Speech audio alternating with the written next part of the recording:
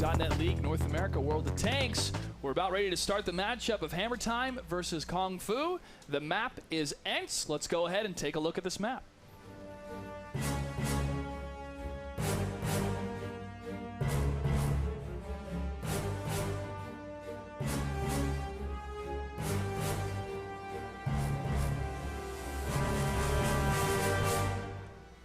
The ever faithful and observant Rookhill, why don't you break down the different positioning right now of these two teams? Yep. All right, we're seeing from both sides of the map, both teams are playing for the city. And I've drawn arrows here trying to indicate for you guys the different routes that I expected to see. Now, I was hoping to see some people move down the one line, which we're actually seeing 2 tanks move down the one line, along with 1 heavy tank hitting up F2. And he's going to proxy spot the other T1 from the red team. That is Hammer Time. So Hammer Time of North, red has taken a very, very normal position. This is not to be unexpected. They're going to move in now, and they're going to take this courtyard here in E2, leaving leaving Kung Fu in the south, kind of spread out actually. I don't think they were expecting this kind of move. This is right now, Hammer Time has the opportunity to push, and they've got a tank out of position. I'm hoping they see this and they do something with it. First blood, IS-3 by Drynitz takes down Fetch, the T1. Carbon Ward trying to bait out in the KV-5, pulling him out of that side. He does take a couple hits himself, but the T-69s and T-32 lose all day, taking a shot himself. Shots fired again from lose all day, shot missed. Now it looks like the HP pool when it comes down to both sides is lower significantly already for the blue team. Exactly. Carbon Ward is in a cool position, I think, because the enemy can't really aggress on him, and he has some nice position for proxy spotting.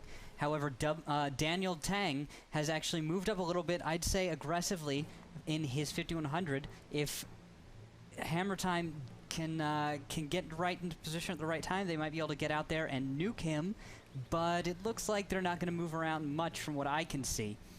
In the meantime, Qwerty's gotten into a support position for Tang, and we've got a weird spread here from all of Kung Fu. That T1 battle too, Mushi 214 taking down Tinker 9-1. He's going to be low on HP, and the other T1, Livistad, can get some easy shots on him and take him down. However, it is significant because he can lock down some of the scouting regions of the E line down to the south for the blue team. KV-5 and Carbon Ward pushing in a little bit. T-32 lose all day trying to peek around the corner, but a bottleneck effect is in place between these different tanks. Shots fired. Declan of Death takes it on the AMX 5100. And there is the flank from Terry Love shooting your bird. At the same time, Qwerty and Daniel are moving in and focusing Declan of Death down. He's down to 357. They're shifting to NYPD. On the other side, other people are still fighting. Ooh, Drynet's going to go down here on the IS-3. Carbon Ward going to pick that up.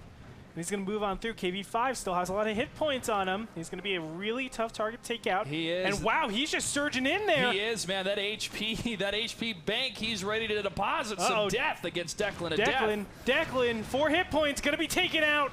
And now Carbon Ward is going to be punished by the other AMX 5100. He gets blown up. Lose all day is in a flanked position, but Terry loves shooting your bird coming up from behind. This is quite an engagement back and forth. Lose all day in the T-32, locking it down in brawl mode against the IS-3. IS-3 with its low depression.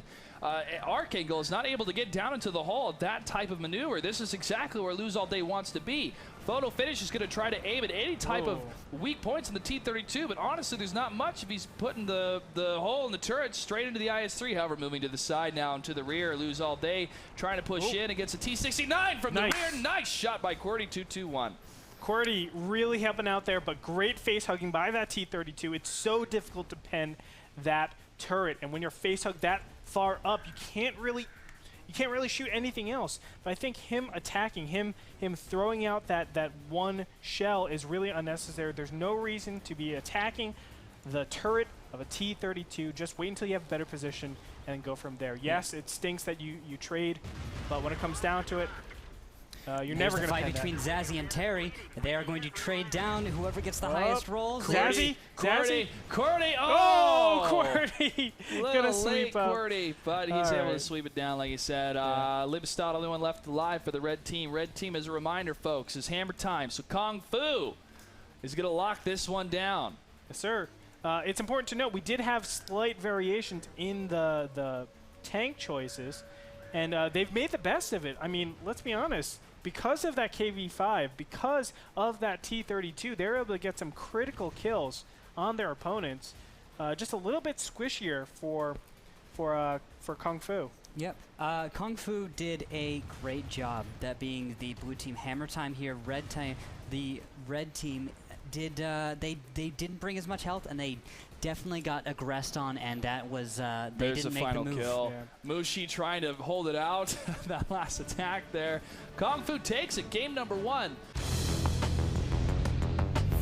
Welcome back, ladies and gentlemen. Wargaming.net League North America World of Tanks. Make sure to tweet at us at WGLNA for some gold. That's what we all want, man. I was doing my announcer voice, by the way. I was like, ladies and gentlemen, welcome I know. back. I can't wait to be in front of a live crowd again. Also, follow us on Facebook, facebook.com/WGLNA, and YouTube. You guessed it, youtube.com/WGLNA. If there's one thing we do right, it's getting those VODs out on YouTube as fast as possible for everyone to enjoy it.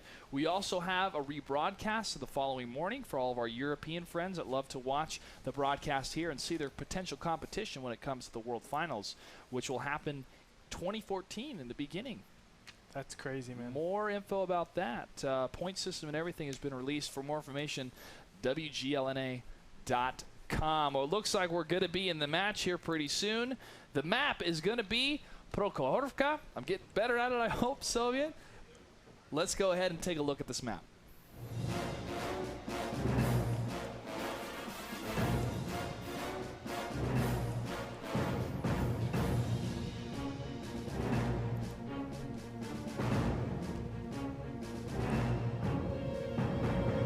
Rootkill, I want to be a good scout on this map. Tell me how. All right, so I will tell you exactly how. Now, you see the 2 ridges I have here on arrows.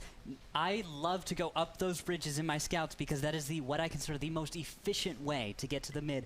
And then from there, you can break left or right from the ends of those arrows and just go right on over. You're seeing the scouts actually start to meet here at the middle, spotting each other.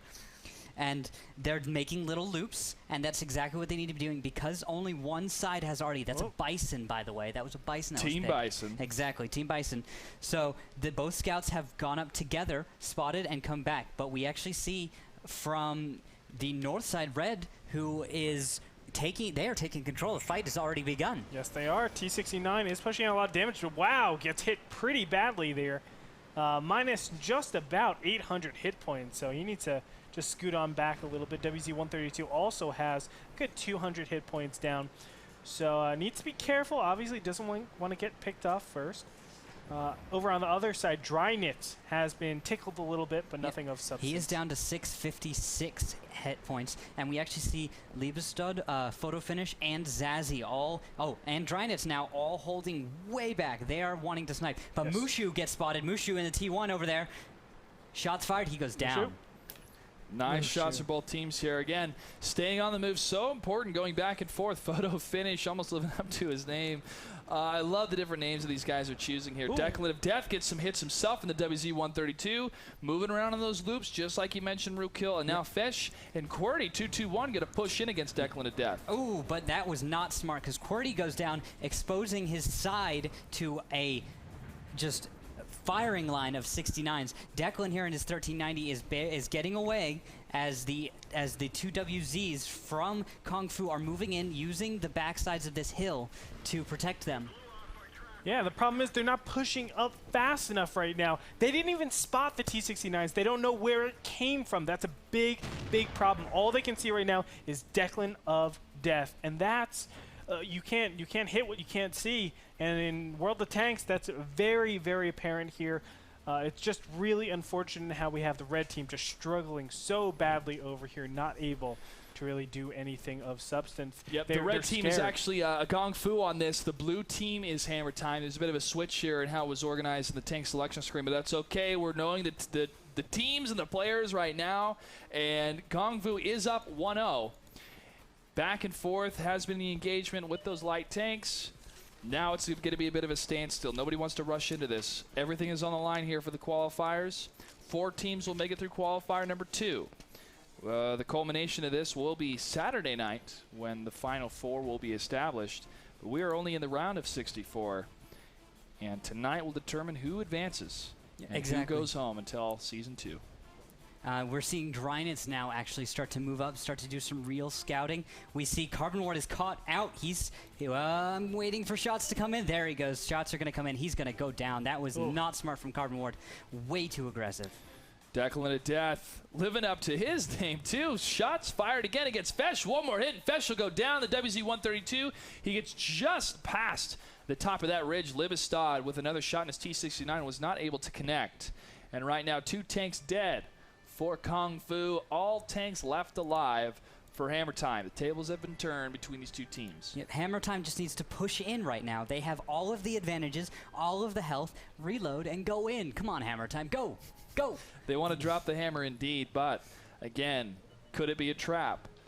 Scouting positions for the 2 different teams here. Trap. They're seeing the medium tank being spotted at the same time. Light tank Drynets moving down that ridge line on the 1 line next to the road. He's going to meet up with Zazzy, the AMX 1390, who, if he does get his shot off that Fesh WZ-132, will be doomed for that WZ. But Daniel W. Tang and Livestad not going to be an engagement themselves. Livestad moving back. Oh, he does get hit. T-69 does take a shot. I believe that was from the Artie. I didn't see any shots fired from Tang or Fesh at the middle of the map there. Yeah, this is a really strange. This is really strange out of Hammer Time. I don't know why they're not pushing. They have Carbon Ward and QWERTY down, so they have all this advantage, and they're actually holding. Well, they could be holding because of the 8-point tier difference. Why though? They don't want to push in. Oh, come on. They have every advantage right now. They could want to guarantee the win and not overextend themselves. Oh, they've got it. Look, they've got Photo Finish and Zazzy at full health. Bring it in with Declan and Livestad. There it is. Now they're moving. There we go. That's what I wanted to see. That's what they needed to do. They're going to find the rest of the tanks, and they'll take him out. There's Foch, and there he goes. Daniel Tang now all alone, firing line. Firing line indeed. Zazzy moving in, just scouting for the rest of his teammates. Doesn't even have to shoot at all. T-69, 9-inch nails, taking some hits as well. Real big fan of the music, but not a big fan of dying, I'm sure, as he's going to move back even further. 385 hit points left. Flank from the side of the T1's going to be able to spot him as he moves back. Zazzy moving closer in the 1390, get to simply stop and shoot.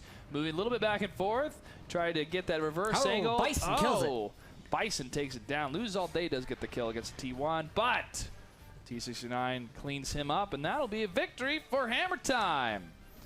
Nice work. MC Hammer would be proud.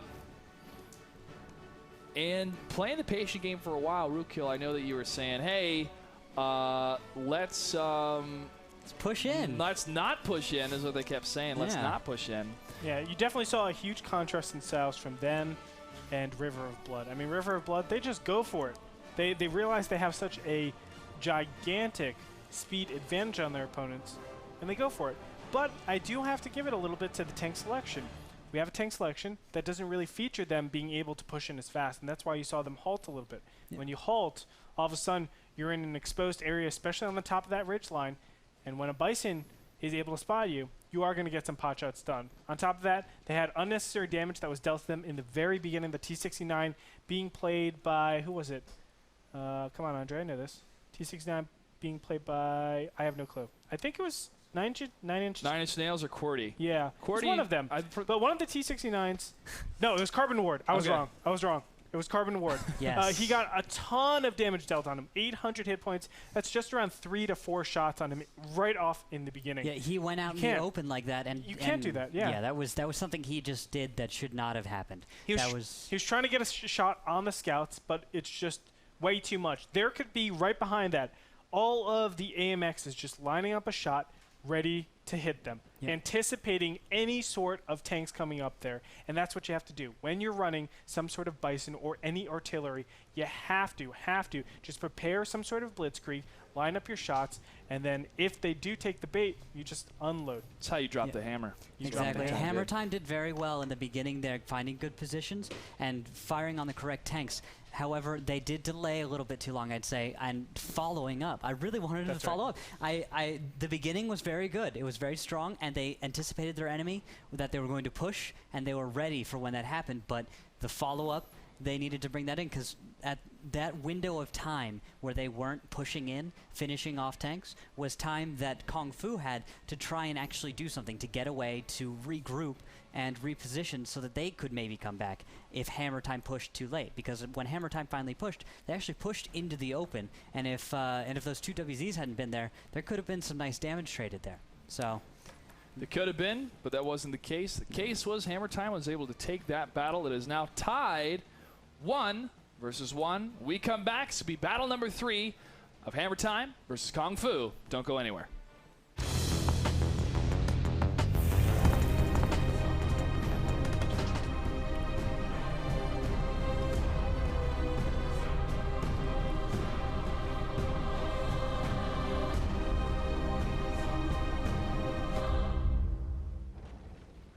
Rukio, go ahead and break us down with Kung Fu on the red and Hammer Time on the blue team, the different positions they could take. Yep, it looks like we're actually going to see tanks moving towards the east and then towards the west, north side here, going out towards the track side. But the east here, we're going to see some nice coverage on Tank Alley, and then we're actually going to see a few tanks try and go up to the hill to destroy what they assume will be a scout up there. But unfortunately, as you can see, it doesn't look like there's going to be a scout up there No. when they get there. If there was a scout, he'd be having a bad time, because that's a number of heavies moving up on that side of the flank. Yep.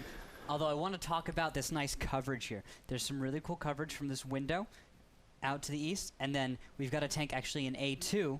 I believe he's going to move up to maybe B2 in a second, but we've got good coverage down every approach, except for there's one approach like that. Moving in. That is the approach that I would take to try and jump on those tanks in C3 if I knew they were there. That is the answer that we have from Hammer Time, if they can do that. That's their answer to this strat. And for Kung Fu, I believe we will see, let's see, I'm not sure what they'll have to do for this. Of course, they could just jump on either group with all of their tanks and they would win. That's all they have to do against this setup from Hammer Time. So it's a weird strat from Hammer Time. They're expecting something to be on the hill, but all they're going to see now is a T1, which is lit. Both T1s on the hill are lit, so that's the only fight we're going to be looking at right now between the two of them. Possibly some heavies moving up to assist, but that's all we're going to see right now because both teams are on opposite sides of the map. Quick breakdown of who's on what and what tank they have. Hammer Time has 3 AMX 5100s, 2 IS-3s, and 2 T1 Cunninghams. 2 T1 Cunninghams on the side of Kung Fu, 2 IS-3s, 2 AMX 5100s, and Greetor, what's that last tank they have? KV5. It's a KV5, man. Yeah. The hit point bank. That's the Zangief of World of Tanks. guys. Exactly, for you Street Fighter fans out there. Yes. And at the same time, I want to point out something really cool about these 5100s. They're turned around, their engine decks faced up the hill, and they're actually looking, expecting a tank to show up, and they're waiting in ambush. They're prepared to shoot and scoot. Shoot and scoot, Shoot man. and scoot. Shake But- and bake. Yep, but Photo Finish here is actually turning around now because I think they're getting impatient. They want something to happen, but nothing's happening. So they're getting impatient, and I think they're going to see... Yep, there we go. There's the move. But Moving up that banana NYPD still side. ready to shoot and scoot. Photo Finish not quite in that position. And then Death by Gold Round is moving up. All right, he's going to clear the way, give a little bit more space for all of those other tanks to just swim around. I really like the thought process coming in here by Death by Gold Round. Yep, very good, very proper move here. The other T1, Mushu, has to give ground or engage, and he's not in a position right now to engage. Not uphill, not like that. So what'll happen is Mushu and Death by Gold Round are going to sit here and proxy light each other for, well, the next however long it takes for someone to get into position. So 5100s, it's their job right now to decide if they need to get into position, kill Mushu, back off, or just waste time waiting around for something to happen. Here they go. I think they're moving now. And also So- popping around that corner to see if any other tanks are going to be backing on Mushu. Again, knowing the take placement on the map and seeing, hey, if there's any mediums or heavies on this side, it means they are not on the other side, guys, and you can push in if you so desire, or at least be cautious if I don't see anything when poking out. Mushu's going to back up down as fast as he can at the T1 Cunningham. It's got to be a crazy feeling if you're inside one of those small tanks going backwards like that. But he's gonna pull back, and he's gonna reposition himself at the end of this way here. The T1 from Death by Gold Round pushing out again. As you said, Root Kill, it's gonna be just kind of a standstill right now between the two different teams. 5 minutes, 53 seconds left on the clock. Now movement up to the hill. Those two heavy tanks. Yeah, still sticking by the castle. Not a whole lot of movement yet, however. Both teams not wanting to actually engage yet. They're not sure what their opponent is doing. We've got on the other side of the map, we've got Kriegermaster attempting some proxy spotting. So he's attempting to proxy spot, but he's not going to find anything because I'm pretty sure he's maybe 100 meters from the enemy, and he's not going to quite slip in there safely to that 50 meters unless he comes around this next corner. So now that he is the only tank on the map that's really having a chance of engaging. At the same time, we got 5100s ready to snipe. Actually looking back over there from the high ground, NYPD, Photo Finish, and Zazie up there are trying to get, they want something to happen, but neither team is really going. But Drynet's here actually moving up, along with Liebestad. They are getting ready to make some kind of push. What's going to happen is their kind of move is going to be, they're going to take the northeast side of the map. That is their next move. They are setting up for it, and Drynet's is prepared. The 5100s are ready to come screaming down that hill. And Drynet's, along with his battle buddy Liebestad, are prepared. It's going to be Metal Fury hanging down that hill. He takes a couple shots. The T1 realizes that hurt. I'm going to send my big brothers after you if they come down that hill and take down that T1. However, once he's able to scout anything above that T1 Cunningham, that's going to be huge information for the red team to know what's happening. QWERTY has been spotted in the west. He was in C3, and he was spotted by Kriegermaster. So now now Drynet's and Liebestad realize how close they are to the enemy and how cut off they are.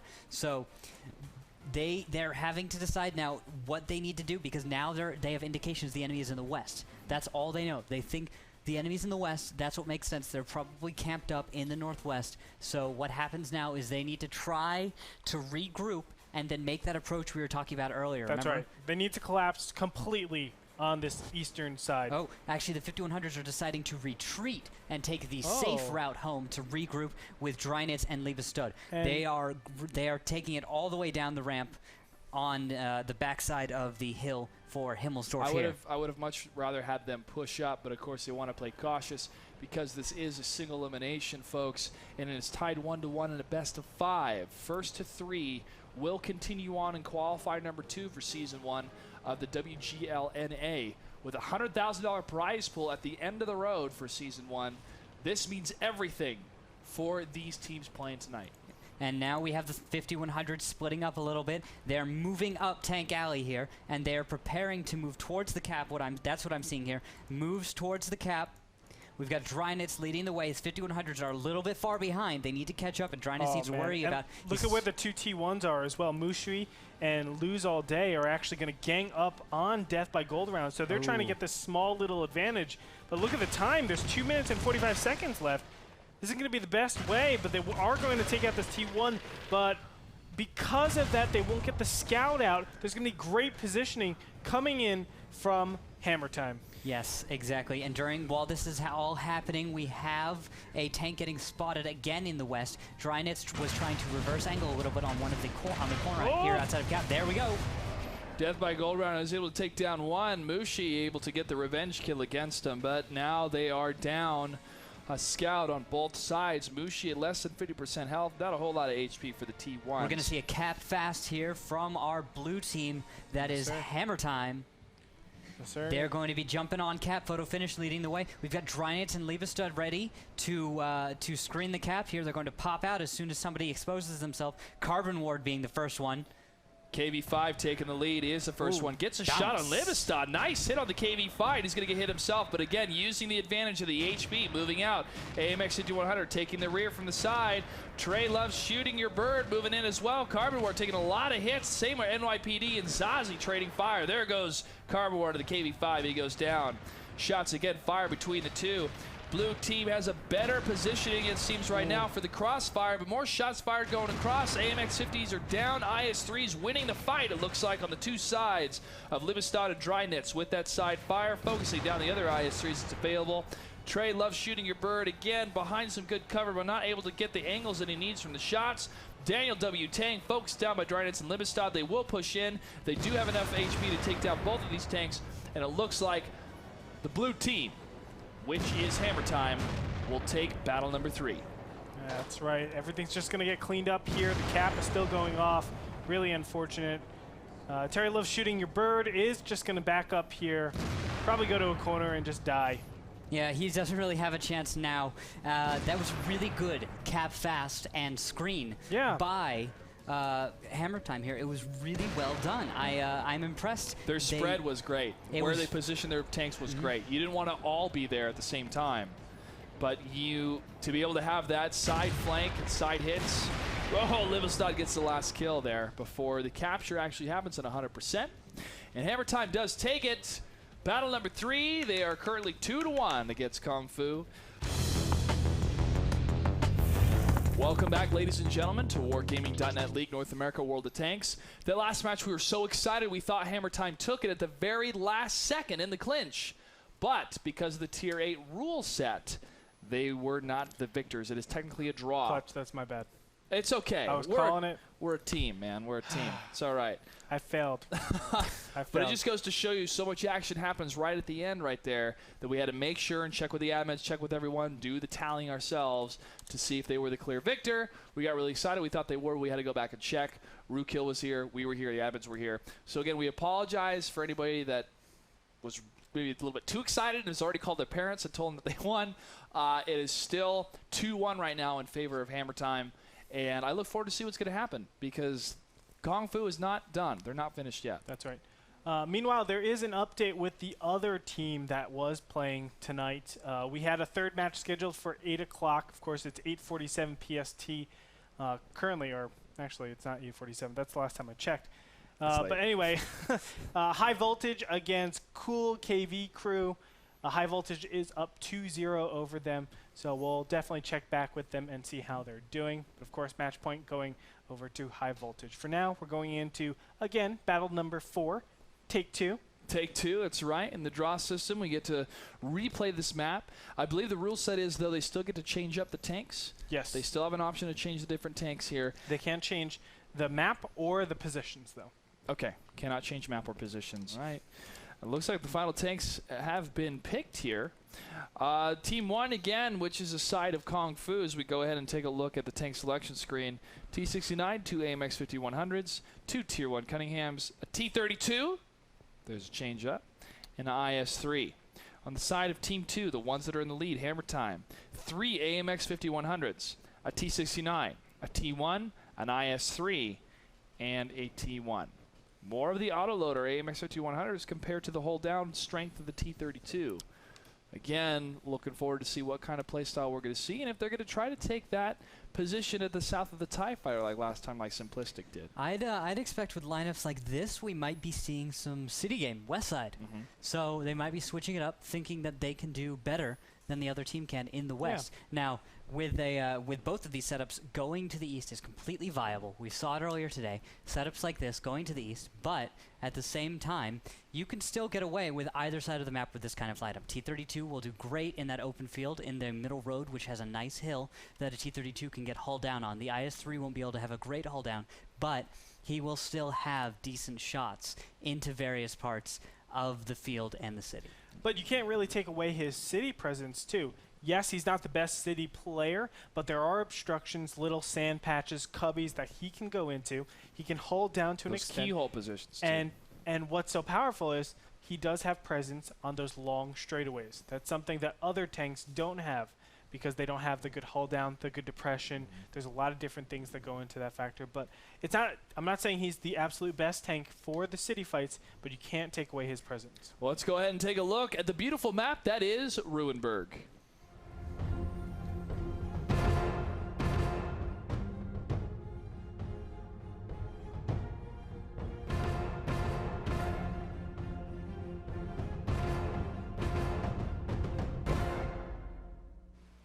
Rookkill, take it away. Where are they going? Right, so it looks like we're going to see east side movement from the north here and to the south, a city play. So I don't know how aggressive it's going to be, but it looks like we're actually going to see G2 and G3, or no, wait, maybe F2. Yep, that's what it's going to be. All right, a decent spread in the city here. We're going to have nice crossfire. into these numerous little corners here, and it's a really nice way to do it because what happens is from G1, you actually have shots across to E1, but you can't be spotted if you do that. You can avoid being spotted through that because there's some bushes, and what happens is the person from the church or from here spots, and then because you're so exposed, you will get shot. So we actually got tanks still moving up in the west. We've got tanks lit. A tank in E6. Who is that? E6, we get a little bit closer here. Just checking out kind of the East Village at this time, Rookills, you were mentioning where they were for E6. That is Carbon Ward. Yeah, yes. the IS-3 moving in slowly but surely. He does scout the 2 tanks that are spotted on that side. And now it's going to be an exodus from the East Village for the red team, which is Gong Fu. Yeah. They are down 1 point in this battle number 4, a draw. Carbon Ward now putting himself in a good position to get that side. I don't want to say side scrape. We will call that reverse angle. There He's you trying go. to. There you go. There we go. Learning on the fly. The AMX 5100, however, right now taking some shots himself. At least one hit against the IS-3, but nothing has landed so far. No blood has been drawn for either team. Yeah, Drynitz and Photo Finish have a nice crossfire on this middle road here, and because the IS-3 is in his covey, he's going to have a hard time if he tries to leave. So we've got the IS-3, which is Carbon Ward, is pretty much stuck. Lose All Day is going to try and mimic what Photo Finish and Drynitz are doing, and he's going to have his own haul down, where he's going to be incredibly potent if he can get his shots onto anyone. So Lose All Day, great positioning from him. I'm expecting a flank from right now from Kung Fu. Are they coming in? Are they flanking? Where from? Shots fired again from the IS-3, trying to get Drynitz. T1, Negsmaster 17 having to fight himself with Fesh. Now 3 of the heavy tanks moving in, 1 medium and 2 of the heavy tanks moving into the side, trying to get the surround on Kriegsmeister to stop that positioning. Maybe get a little bit better map control with the scout. However, T1, Fesh moving in. T69, Qwerty gets the... No, Fesh gets the kill. Yep. No wasted shots from Qwerty. He gets to keep all 4 of those. So, in the meantime, we've got an obvious move. Kung Fu is obviously moving, so what has to happen now, and what is happening now, is Hammer Time is pushing. They're breaking out of the surround. They're instead of getting flanks, they're going to attack on Lose All Day and Carbon Ward, who are effectively caught out and alone. Liebestad moving forward. Drynitz doing the same. Liebestad taking a lot of hits himself. Beautiful flanking now from the red team. Kung Fu has got him in a nice attack. NYPD and Zazie are not going to be able to join their friends on the other side. However, Lose All Day is going to get surrounded, gets the kill against the T69, but the IS-3 is going to move to the side with the AMX-50 continuing to attack him. At the same time, from the rear, Qwerty is going to continue to attack fire on the AMX-50 100, while Terry Loves Shooting Your Bird is going to take some hits himself, but gets the kill against Zazie. Wow. They have split the team in half. Wow, yeah, this is wonderful. I mean, the cavalry has arrived, but they're arriving into a flanked position. Really unfortunate. Another kill goes down. Qwerty going to poke out here, but he has 2 directions to defend against. This is so difficult. Yeah, we have Photo Finish, who is a consistently firing IS-3. He's going to put out some really nice damage consistently. Drynitz being the autoloader, that's a good combo. But on the other side, you still have a T69 and a 5100, who I assume are on reload right now, but I do not know. But they're not aggressing, so obviously Daniel is going to wait until he's got all 6 shots. Qwerty's probably got his shots up right now. There's Qwerty with his shots. Moving out, IS-3 gets a hit. But hit on the IS-3 moving in, but shots fired. Drynitz gets a hit on Qwerty. Drynitz is going to be focused here. Drynitz in trouble. Qwerty, 1 more shot. He can take it down. The glass cannon's about to fall. No! Oh! Photo Finish takes down Tang. Moved too far out. Qwerty is in trouble. That IS-3 making Mother Russia proud as he takes down that French tank. He's clipping right now, and he's gone out of here. Qwerty is dead. No, wait. No. Qwerty is dead. Fesh and Mushu are the only 2 alive. But they're about to cap. Are you kidding me? They kept pressure the entire time. Oh my God. Blue base has been captured. That means a victory for Gong Fu. No confusing that. Unreal. I was waiting to see if one of the light tanks from the blue side was going to move in. There was one T1 Cunningham that could have got a couple shots to reset, but it looks like it got destroyed. Yes, that was fantastic.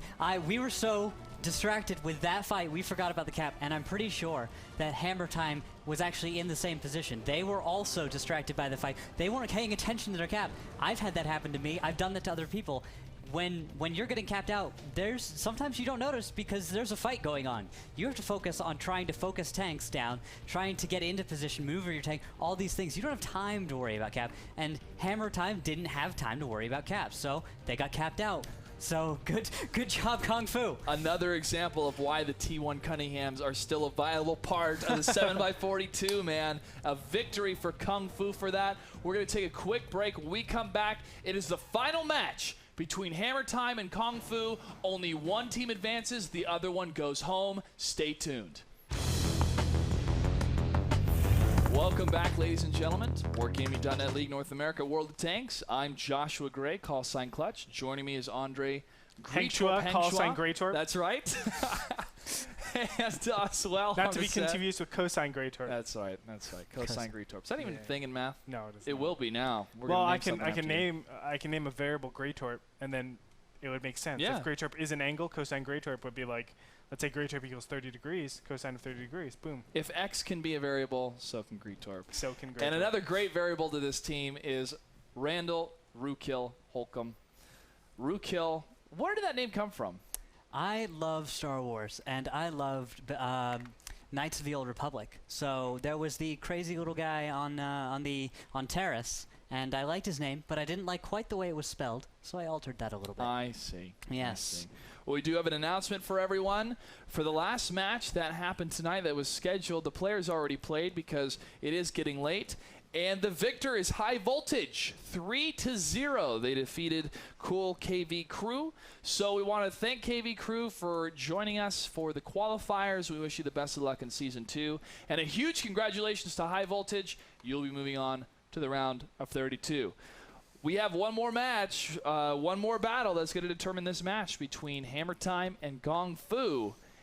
And that last cap victory blew me away, man. That was crazy. Yeah, this series has been great. It has been. I mean, that last game could have gone either way, and it's especially if there wasn't that cap. Like, if one single T1 would have been taken out, you have an extra 50 seconds to do something about that. Yeah. That's gigantic. That cap won the game. That was it. That well, cap, yeah, without that, of course. But the thing is, like, if he had been a second or two later, that could have been it. But his timing just barely. That means Kung Fu's got to be incredibly excited about their scout team right now because they are keeping them alive in this tournament. Those couple seconds could be the biggest difference in their lives with a $100,000 prize pool for league play. heck yeah. Definitely. Absolutely. I mean, think like if you qualify for league play, your whole team dynamic is going to change. They're going to be gearing up for this single goal, and if they get to the finals, if they get that first place, that is a huge chunk of change that you can say, hey, I think this is going to work out. All right? I think so too. This isn't bad. And this, another thing too of the developer being so involved, Wargaming being so involved in this is so great because meeting the different people that were involved with the North American team, their office outside of San Francisco, how excited they are about esports, talking with Caleb Fox, the head of esports over at Wargaming, and to make sure that this is worth the effort for all the players is huge in my opinion. And to see all these teams start signing up for the qualifiers and being involved in all of the different qualifiers that we're going to have, that we have had in Season 1, and I'm sure we're going to have it in Season 2. It's exciting, man. It really is exciting. And it's, again, building these storylines is huge.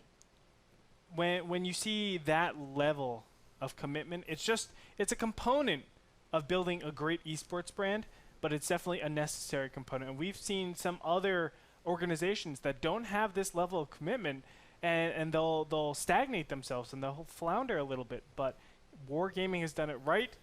It's not only retaining a lot of people that are watching this wonderful game, but also retaining the jobs and the security of the professional and scene. The players. And the professional not just the professional players, but also the people that play the game and how interested they get in playing it.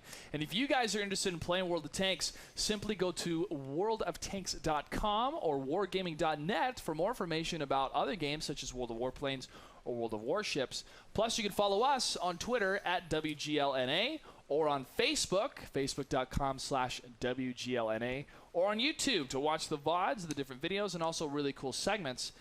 That is youtube.com/WGLNA. And if you want to win some gold, send us comments, questions, pictures. What's your favorite tank moments, some of your best performances you've had in the pub games, maybe a couple skirmishes that you played with friends. Send us. We want to show the world how much fun North Americans have playing World of Tanks and how much fun you guys have watching the broadcast. We are waiting for the last match to get underway. The map is going to be steps. They're going through some of the preliminary just communication going back and forth between the two different teams.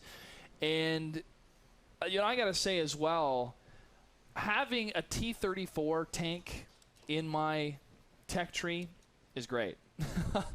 T-34. Because it may not be the greatest tank that you can play, but the credits it gains is so good.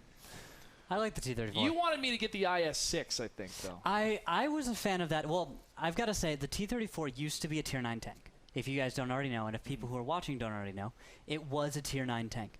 And at the time, it performed very differently from the way it does now. So the Tier 9 T-34 was this amazing tank. It had great hull-down capabilities, and it performed so magically. It actually had some of the best DPM in the game. And you could actually bring it to Clan Wars. But then the devs decided, you know what, we're going to come out with the M103 and the T110. And after they did that, they decided, you know what, we'll keep the T-34 because it's such a cool tank, and we'll move it and make it a premium tank. So everyone who had a T-34 got this free premium tank. And I had the T-34, but I didn't have the T-30. I was working my way up to that tank at the time. So I got this really cool free, formerly Tier 9, now Tier 8 Premium, which hits incredibly hard. It hits so hard, and it's got great gun depression, and the turret's, it's decently hard. It's American, you know, well, steel. I just hear the T-32, and then you just add 2. It has to be better. Well, the thing is, it's slower than the T-32. It's not as accurate as a T-32. And it has a bigger profile, so it's easier to hit compared to a T-32. Jeez, that's a big profile. I mean, still, it does more damage, but it's with my crew at 100%, and also with, do I have vents? No, I don't have vents. I have the tank gun rammer and the other one to decrease the V-stab? I have vertical stabilizer as well. And a gun lane drive. Yes, thank you. Yes. I don't have vents. That's a good setup for the T-34. Yeah, it is because the reload takes a while and the aiming time takes forever. So the T-32... Minus 10%, minus... Yeah. When I go to the T-32, it's like, this is nice. It's refreshing. The T-34 I use, well, it is a fun tank, but also because it's a premium tank, so it gets better credits. It's very. I say it's very similar to the IS-3 in the way I usually play it. A little bit less face hugging, a little bit more hill games, a little bit more hull down positions. But the T-34 is a cool tank. It doesn't get used in tournaments much because, as most premium tanks are, they have some kind of weakness or they fill a niche that's so hard to really utilize and be flexible with. Well, one of the tanks that we've been seeing a lot, not just recently, but in a lot of different leagues that have cropped up in World of Tanks, you know, South Korea being one of them, is the T-71. And we actually have a video we're going to play for you guys all about what is the T-71. Let's go ahead and check it out.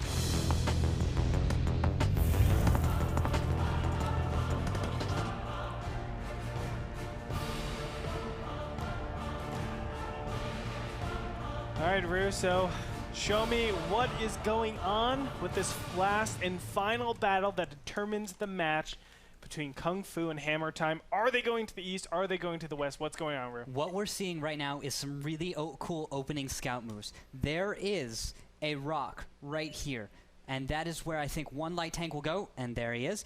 But 2 light tanks are going to take their own routes around to no, he's not going to loop back. He's going all the way in. What is going on? This is Ammo crazy. Racked. Goodbye, death by gold rounds. Oh, wow. Jeez, Amex 1390 is taking him out. That was from very far away. WZ-132 stops the T2 light. He's going to turn circles around this T2 light. Going to line up another shot. 9-inch nails takes him down. Quick 3 tier points already taken out. That's gigantic when you're running artillery, by the way. Especially with the confidence that's going to build right now. It may be small, yes. but you took down 2 tanks within the first minute. Yep. Now Zazzy is the only real scout left for hammer time. So what's going to happen now is that was actually a really cool aggressive move. I did not expect that, and we saw some really nice aggressive scouting, and it paid off. Yeah. Because guess what? Hammer time has been really passive this whole time. Yeah, and it was only aggression on the scouts. It's not aggression like I'm just going to try to kill you right away. It just let's pick off the very vital, important scouts, and we're going to hemorrhage them away over time. Exactly. So we see Kung Fu actually beginning to understand very well their opponent. They know that hammer time is going to go back and find a nice position. Zazzy is now forced to be a scout. Daniel Tang being a little too aggressive. He's going to take some hits here for his scouting a little bit too aggressive. They should have known hammer time was out in the west because they were not out in the east. So Tang is down to 315. And that's a lot of damage, actually. That's a lot of damage. That now Daniel is a lot of damage. Yes. It is a lot of damage. It means he's not going to be as aggressive with his friends if he wants to be moving into these different sections. But Drynitz takes down the T1. Lorraine still being effective, even though he's lost 2 of his light tanks, 2 of the scout tanks to move around. And being able to shut down any type of movement that's possible with that Lorraine is going to be crucial here, because Kung Fu has decided not to go the arty route. So therefore, they have to either take cover more effective or be continually on the move, almost like a school of fish moving together as one. Makes it harder for predators to be able to just locate a single fish itself. So right now, like, this is a very uncomfortable position, in my opinion, for Team Blue, which is hammer time. They're kind of forced all the way west, but they're not in a position where they can really defend their cap too easily. Is that going to be the clear option for Kung Fu? Well, we see actually Zazzy is moving up north. He's in E2 now, so he is trying to figure out if he can move up. He's going bush to bush. He's seeing if he can passive find someone else active scouting as he's moving around trying to find another person.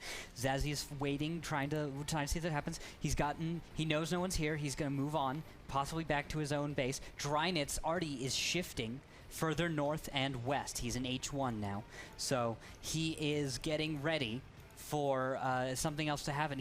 I'm not sure what's going to happen. I think Zazzy and the 69s are going to flip position. Zazzy is going to cover cap. The 69s are going to go and aggress north. They're going to make a push for the enemy cap. They're going to try and set something.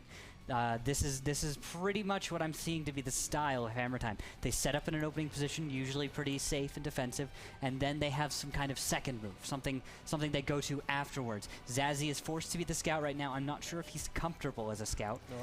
But we actually have lights up north. WZ 9-inch nails taking some hits. This is some weird scouting out of Kung Fu. I wouldn't say it's the most effective, because it seems aimless to me. That's what I'd say it is. Right now, a lot of the scouting of the WZs, they're just running around waiting for something to happen. Yeah. Exactly. They're waiting for their opponents to make a mistake, but they're actually incurring a little bit of losses as they move around the map. They're wasting a lot of health, and they're not scouting properly. They're taking jumps in their scouting that I would not have. Instead of running their ridge first, seeing if anybody would be there, and then trying to run slightly more aggressive routes, they just ran a straight-up aggressive route. Qwerty and Lose All Day, however, going to get the approach on Zazzy. Zazzy gets a hit on Qwerty, however, he's going to take some shots from the rear at the same time. Lose All Day moving in the T69. WC 132 from Daniel moving around, moving back and forth. Zazzy might be able to get away. No, but Lose All Day shuts him down. Daniel is down to 100 health even, as Liebestad is actually able to get some nice shots. But on the other side of that, 9-inch nails and Terry, well, there goes 9-inch nails, but now there's Terry all alone. And looking at the point difference spread here, it's 17. 17 versus quick math, 8, 9, 10, 11 tier points. That's not an 8-point difference at this time. However, Photo Finish is down a little bit on HP. If Qwerty and Lose All Day could move in around the side of that little mountaintop hill area, they could get a good approach if Daniel W. Ting leads them on in the WC 132. However, Daniel is so hurt at this time that would not be the wisest approach. Yep. They do know Qwerty is behind the rock as Liebestad is now approaching. If he keeps going on and ignores Qwerty, he'll take hits, but it looks like he's going to try and just go 1v1 he has to. against They're Qwerty. screening the cap right now. This is really, really well done.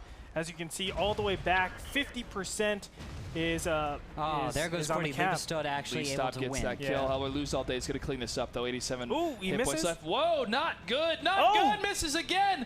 Livestad, however, but gets still, shut down. that's 3 out of 4 rounds that he's is. had to waste. It's really unfortunate, so he won't be able to go back there. He's forced off of cap, and now they're just going to skirmish in the middle of the map. Photo My Finish is goodness. taking some hits by Terry, and now Lose All Day is out in the open. Photo Finish able to get some zero some shots, but he misses the first one on Lose. There's the second one. Well, it looks like the blue team only He's needs trying to that angle. one more kill or just to hold on because they do have the 8-point difference. Hammer Time could be able to close it out. Close out the final match of the night, the final match for them in the round of 64 for the qualifiers. They could move on. Kung Fu only has one left alive. Lose All Day, the T69. Autoloader, he's been able to perform very well. However, it could be the end here of the run of Kung Fu until Season 2. Everything is on the line right now for Lose All Day. Yeah, Drynitz is actually moving in his RD piece. Really aggressive here. Let's see if he can actually make the hit. This is Hammer Time being a little bit aggressive, just like we need them to be. Get that little kill. All you have to do is kill Lose All Day. He can't kill you all. You have 400, 500, and 700 health, so just moving on in. Here it Lose All comes. Day Here it notices comes. Drynitz. Drynitz in the rain, 155, misses the first shot from Lose All Day, tries to line up Ooh, again, gets the hit. Drynitz. One more hit, he gets it. Lose All Day still left alive, however, getting surrounded by Tanker 91, 95%. Oh, but he's hit clipping, points. he's clipping, and he's gone! Man. Tanker 91 gonna get the closing blow, pushing them ahead. Hammer Time is gonna take it 3-2. Congratulations to them for moving on past the round of 64 into the round of 32. Man, was that close, down to the wire. Incredible series for these two teams. Rooting for both of them right at this point. You know, it's tough to say goodbye to Kung Fu because we saw them come back. We saw some great play by them, and I actually don't think this is the last we're going to hear from Kung Fu. I'm so impressed by their play style and their determination. This is just the beginning of World of Tanks Esports, but I think for them as well. Definitely. And, you know, slight little alterations would have put them farther ahead in that game, or would have helped them win that game. Rukil mentioned it perfectly. Aimlessly scouting around, of course, not having a clear plan on what they're doing. Those hit points, think if you push that all to the end, they're definitely in a place where they have the advantage. If that T69, let's say, had, I know it's not the T69 that took the shots, it's the WZs, but still, if they had that extra hit points, maybe he could have taken on that 2v1. It would have been a little bit better, but unfortunately, he's not able to keep up. Yeah.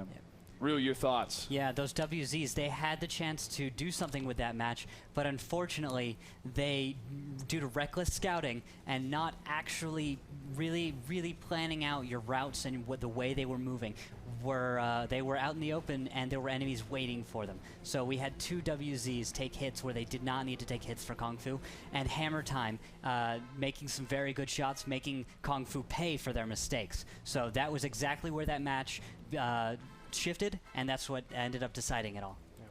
A lot of deciding factors happened tonight, but more deciding factors will happen tomorrow as these teams will move on into the round of 32, as we will showcase more of the best matches. And this is just the qualifiers. The league play hasn't even begun yet. That's in July. If we're this excited now, imagine how crazy these games are going to be when we have Turtle Police versus Fulcrum, when we have Cazadores versus Simp. This is exciting stuff. So make sure to tune in tomorrow night, 6 o'clock Pacific Standard Time, Pacific Daylight Time, I think that's what we're in, at this channel, twitch.tv/WGLNA. Make sure to follow us on Twitter at WGLNA, Facebook, WGLNA, and YouTube, WGLNA. Huge congratulations to Simplistic, Hammer Time, and High Voltage as they will continue. For Rukil, Greetorp, and myself, thanks so much for watching. Good night and good game.